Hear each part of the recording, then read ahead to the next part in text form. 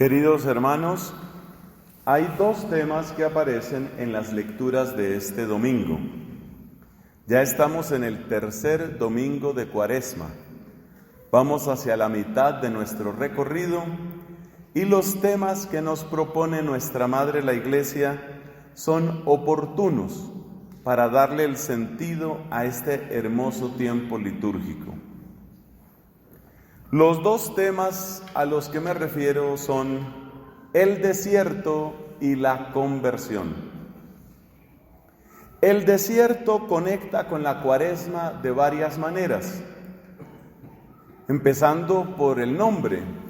Sabemos que la palabra Cuaresma hace referencia a 40. Fueron 40 los años que el pueblo de Israel estuvo en el desierto. Y fueron 40 los días que Cristo, también en el desierto, santificó este tiempo con su oración y con su ayuno. Podemos decir que en la Cuaresma la Iglesia vive de manera espiritual un acompañamiento al desierto de Cristo.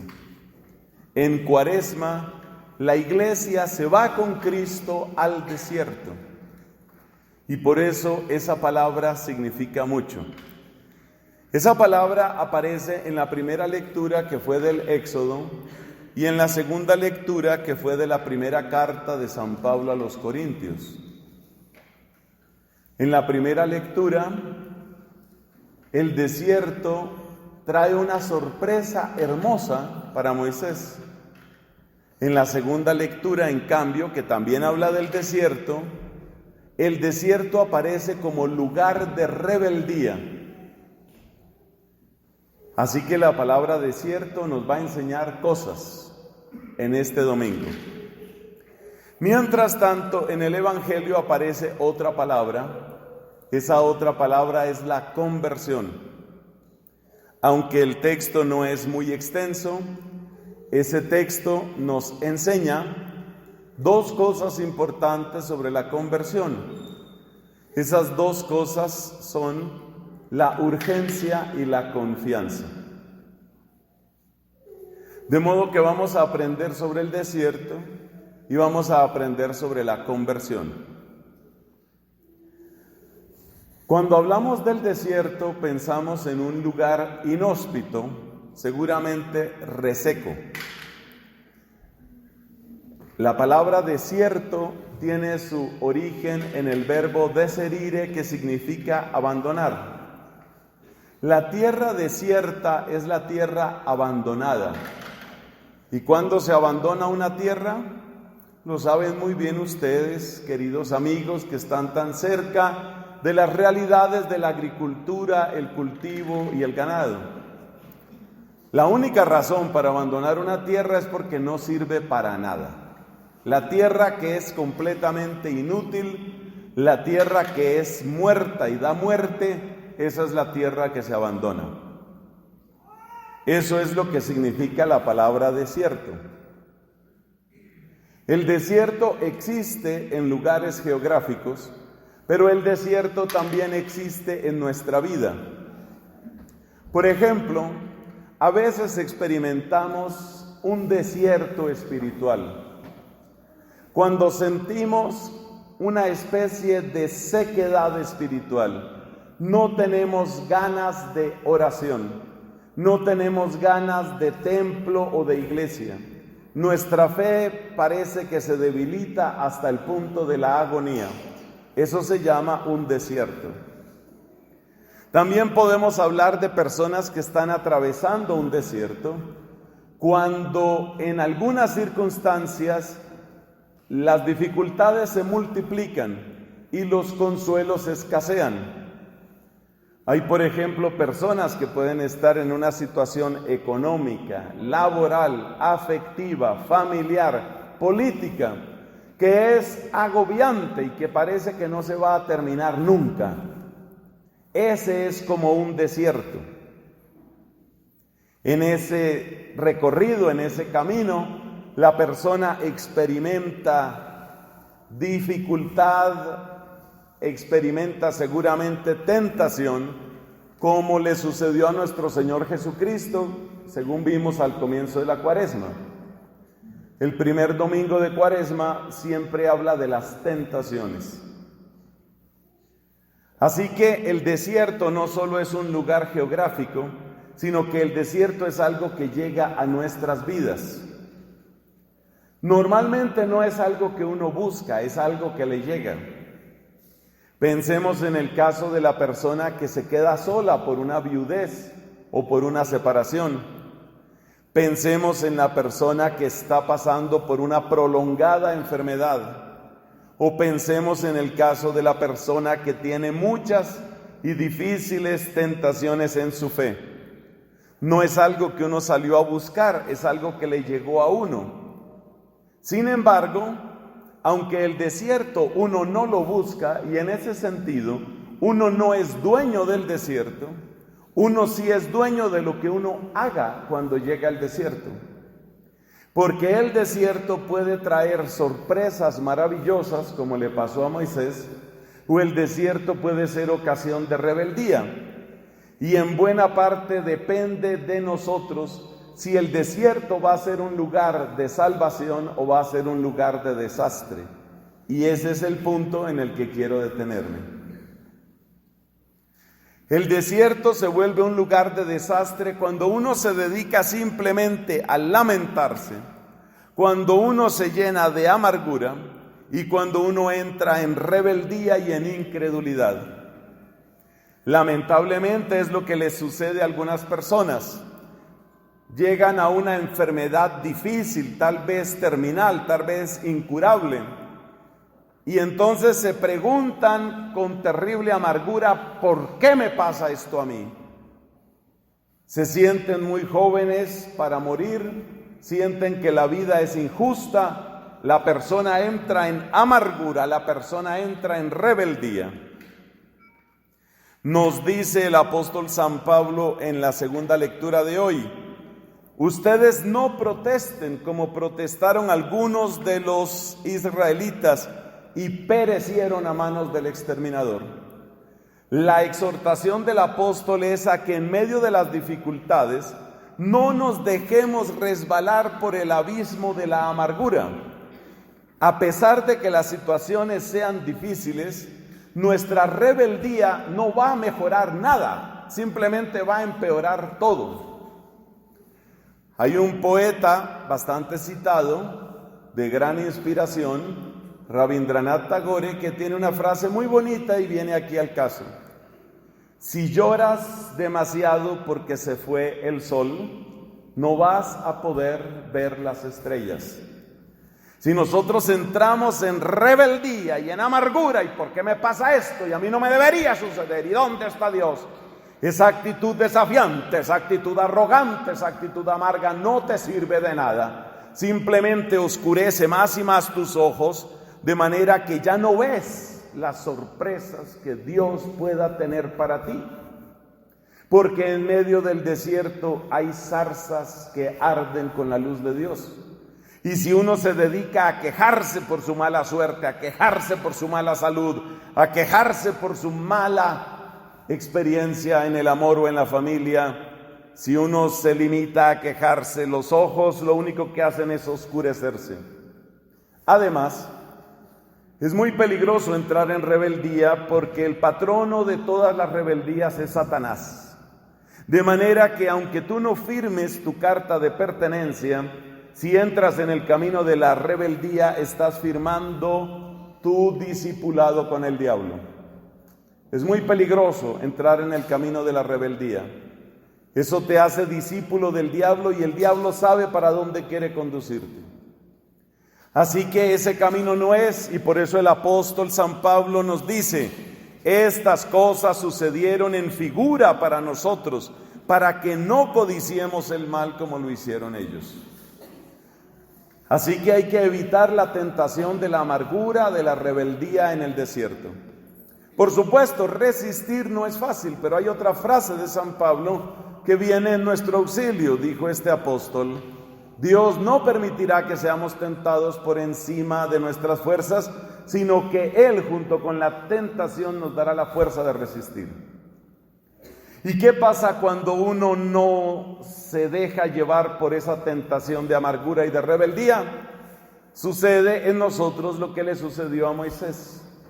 El desierto trae hermosas sorpresas del amor de Dios. En el caso de Moisés, esa sorpresa fue aquella zarza que ardía de un modo misterioso, porque tenía luz, tenía fuego, pero no terminaba de consumirse jamás. Podemos decir que este acontecimiento extraordinario fue el comienzo de la vocación de Moisés. O sea, Moisés encontró su vocación en el desierto. Y este es solo uno de los muchos regalos que puede traer el desierto si nosotros nos abstenemos de la amargura. El que se deja llevar por la amargura, por la rebeldía, y empieza a protestar y a blasfemar, ¿y dónde está Dios? ¿Y para qué voy yo a rezar? El que entra en ese camino, que es el camino de los estúpidos y de los idólatras y de los seguidores del demonio, le va a suceder lo que dijo San Pablo: vas camino del exterminio. Eso no te ayuda para nada, solamente empeora las cosas. Pero si uno, en medio de esa dificultad, uno pide el auxilio divino y uno persevera a pesar de todo lo que está sucediendo, empiezan a llegar los buenos frutos del desierto. ¿Qué son cuáles? Vamos a mencionar algunos. La Biblia nos habla de los preciosos frutos del desierto.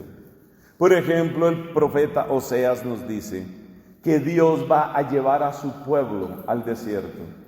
Todo el lenguaje del profeta Oseas es un lenguaje de amor. Las palabras más selectas y más dulces del amor de Dios las pronuncia siempre en el desierto. ¿Cómo no recordar aquí a un hombre tan santo como Juan de la Cruz, en las circunstancias más oprobiosas en que podía verse? Él estaba encarcelado. En aquella época muchos monasterios tenían cárcel. Yo he recorrido juiciosamente el monasterio de Santa Inés y no he encontrado cárcel aquí. Pero hay unos sectores que no he visto, todavía no se sabe. En la época de San Juan de la Cruz, siglo XVI, había cárcel en los monasterios. Y resulta que a este hombre, bendito y místico, santo fraile carmelita, lo metieron en la cárcel. En un régimen de aislamiento, en un régimen de humillación y en un régimen realmente capaz de destruir la salud de cualquiera por la pésima alimentación y las circunstancias.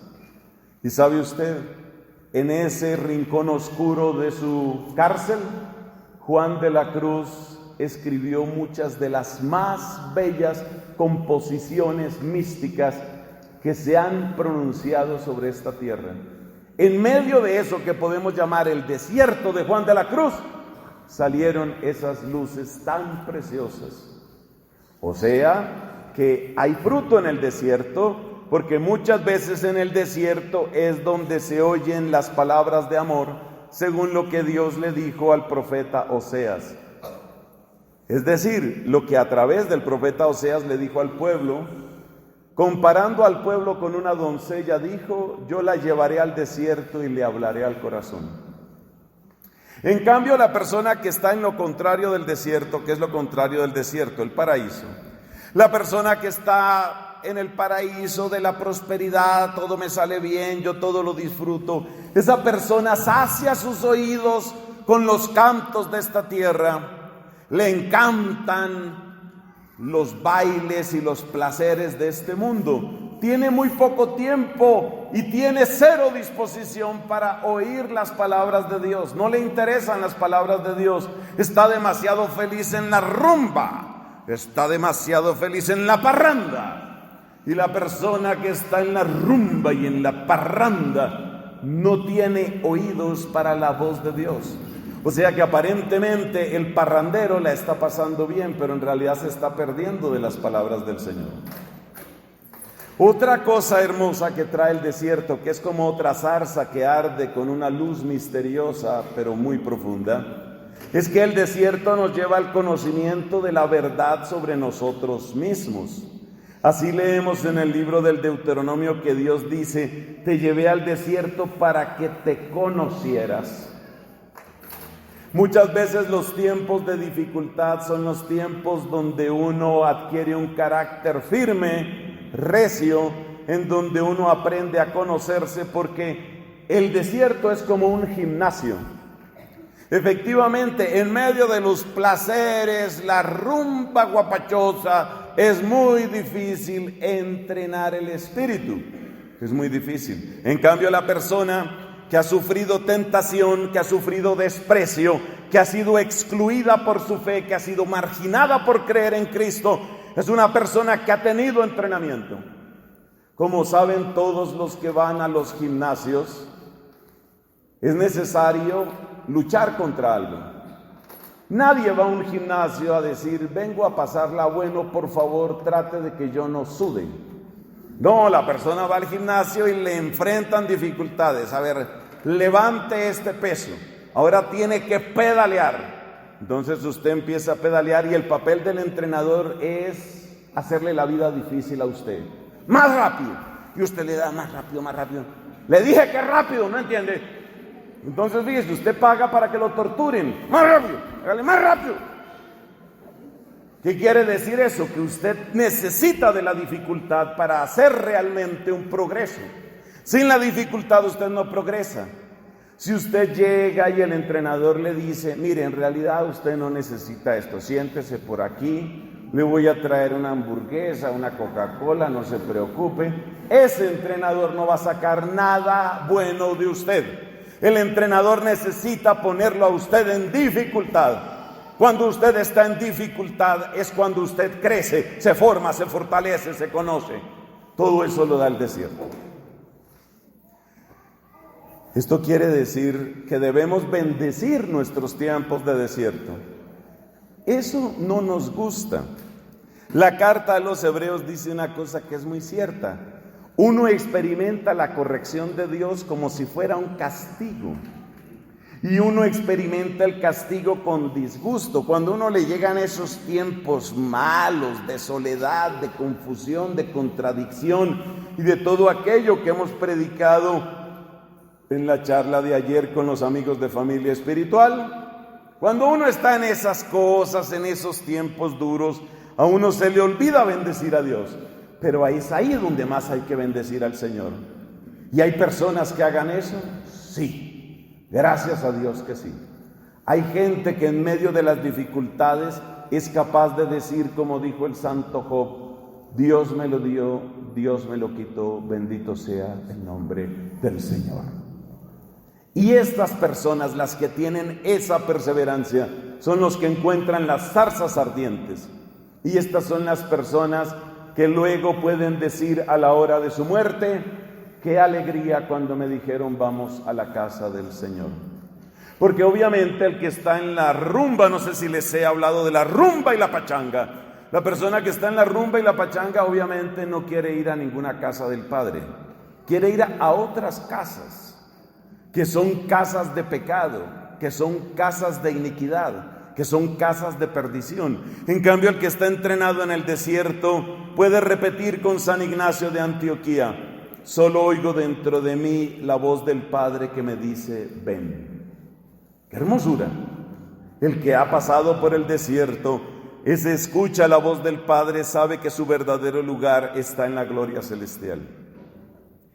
Obviamente, para que el desierto no sea un lugar de perdición como les pasó a tantos israelitas, sino que sea un lugar de encuentro con la zarza, uno tiene que cambiar la mentalidad.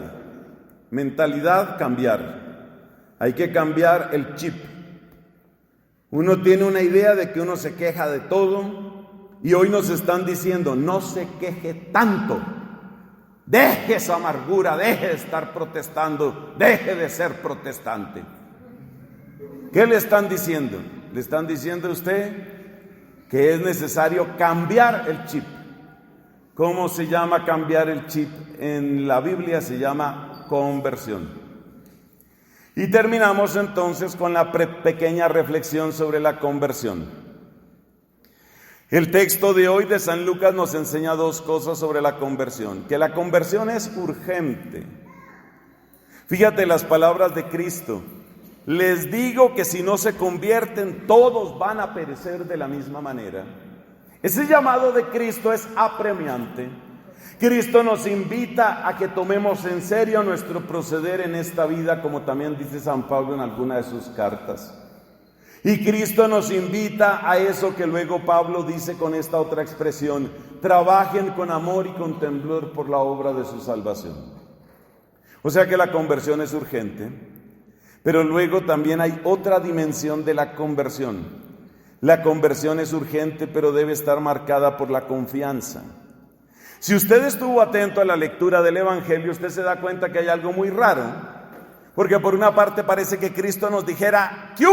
Conviértanse pronto. Pero por otra parte luego nos dice: todavía hay tiempo. Porque dice que había una higuera que no daba fruto. ¿Qué es una higuera que no da fruto? Es un cristiano que no es santo. Esa es una higuera que no da fruto. Entonces, ¿qué está haciendo un cristiano que no es santo?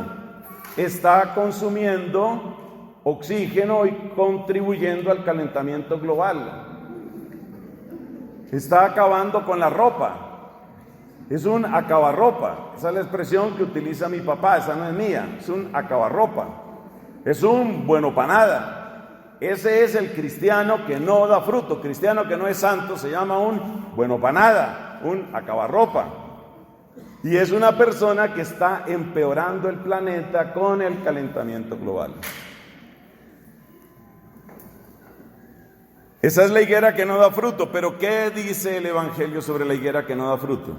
Uno siente impaciencia, pero el texto del Evangelio nos dice algo muy hermoso. A pesar de que Dios anhela nuestra conversión con todas las fuerzas de su corazón, que es infinito, Dios nuestro Padre, tiene paciencia. Esperemos todavía otro año. Esperemos otro año. O sea que las dos palabras claves son la urgencia y la confianza. ¿Por qué es importante la urgencia? Porque sin la urgencia de la conversión, uno se vuelve un mediocre. Uno se acostumbra a pecar, uno se estaciona, se anquilosa, uno va deteniéndose hasta el punto de empezar a retroceder. La vida cristiana, en efecto, mis hermanos, es como un carro que va subiendo por una pendiente. Llega el momento en el que si no estás subiendo, tarde o temprano te devuelves. Entonces, la urgencia de la conversión es el recordatorio de que vamos a caer en la mediocridad y que siempre nos puede tentar luego el cinismo, como lo hemos dicho en otra predicación. Efectivamente, después de que uno empieza a retroceder, entonces uno empieza a volverse descarado y cínico. Las palabras de Cristo quieren evitar que esa desgracia nos suceda, que caigamos en la mediocridad y luego en el cinismo. ¿Pero por qué es importante la confianza? Respuesta: la confianza es importante porque si uno no tiene una actitud de confianza, uno cae en la desesperación. Es verdad que hemos pecado mucho, pero hay que tener una enorme confianza. Este Papa nos ha hablado muchísimas veces de la confianza. Tal vez la frase más hermosa que nos ha dado sobre la confianza que debemos tener en la posibilidad de la conversión es aquella que pronunció hace unos cuantos años: Dios está más dispuesto a perdonarnos que nosotros a pecar. Uno tiene que tener esa confianza porque si no cae en la desesperación. Y observa que los extremos se tocan. El cínico se queda en el pecado y la persona que cae en la desesperación dice: ya no hay nada que hacer, y sigue pecando. O sea que hay que evitar tanto el cinismo, y para eso está la palabra sobre la urgencia de convertirnos, como la desesperación, y para eso está la palabra que nos dice: todavía hay tiempo. Y esa invitación de nuestro Señor Jesucristo a tener esa confianza, debemos aplicarla no solamente para nosotros, sino también para las personas que conocemos. Tal vez hay alguien en su familia que usted siente: este tipo ya no va a cambiar. este ya se muere así, esta ya se quedó de esa manera. No. Teniendo la confianza en la providencia de Dios, hemos visto cosas maravillosas. De eso sabemos bastante los sacerdotes, porque con frecuencia la gente nos busca cuando llegan los momentos y las etapas finales de la vida humana. Es impresionante lo que uno vive como sacerdote cuando le piden: Padre, si usted puede llevar los santos óleos a una persona que está muy enferma. Y entonces uno va junto a ese lecho del enfermo. La persona está en una situación muy grave de salud. Yo siempre pregunto, supongo que los demás sacerdotes también lo hacen, yo siempre pregunto: ¿usted desea confesarse? Con mucha frecuencia la persona, precisamente por el desierto de enfermedad que está viviendo, quiere confesarse. ¿Hace cuánto tiempo no se confiesa? Y entonces la persona con claro acento dice: Entonces uno le dice: ¿puede ser más preciso? ¿De qué? Entonces la persona aclara: eso hace como 20 años. El Evangelio de hoy dice que lo iba a esperar 1 año. Y me admira que Dios espera 1 y 2 y 3 y 20. Le voy a contar, y con esto termino, cuál es el récord personal de este sacerdote confesor. Una vez estaba yo en la parroquia de la Renovación, lugar donde se renovó el cuadro de Nuestra Señora de Chiquinquirá en esa ciudad. Estaba escuchando confesiones. Se acercó un señor bastante mayor, bastante, aunque aquí hay algunos que les ganan. Se acercó un señor bastante mayor. Uno siempre pregunta, es bueno preguntar para mirar un poco el estado de esa alma. ¿Hace cuánto no se confiesa? Y este hombre responde, para mi sorpresa, algo más de 60 años. Este hombre prácticamente en su adolescencia había entrado en los caminos del crimen y el sicariato. Había asesinado a otra persona. Hizo del asesinato una forma de vida. Por supuesto, se apartó completamente de la iglesia y los sacramentos. El número de sus crímenes es incontable. La gravedad solo Dios puede conocerla. Y Dios lo esperó 60 años. 60 años lo esperó hasta que este hombre, que solo con terrible dificultad podía arrodillarse, yo le dije: no es necesario que se arrodille, porque lo veía muy frágil. Pero él insistía: yo quiero arrodillarme. Quería arrodillarse para pedirle perdón a Dios. 60 años. Conclusión: nuestro Dios es un Dios de amor, que nos invita y nos exhorta y nos apremia para que nos convirtamos. Y sin embargo manifiesta exquisita paciencia, porque como dijo el profeta Ezequiel, no quiere la muerte del pecador, sino que se convierta y viva. Y si le recibimos su invitación a la conversión, entonces ya el desierto, nuestros desiertos, no serán lugares de rebeldía, sino serán lugares de bendición, lugares que nos hagan anhelar estar para siempre con Él, porque de eso se trata la vida cristiana.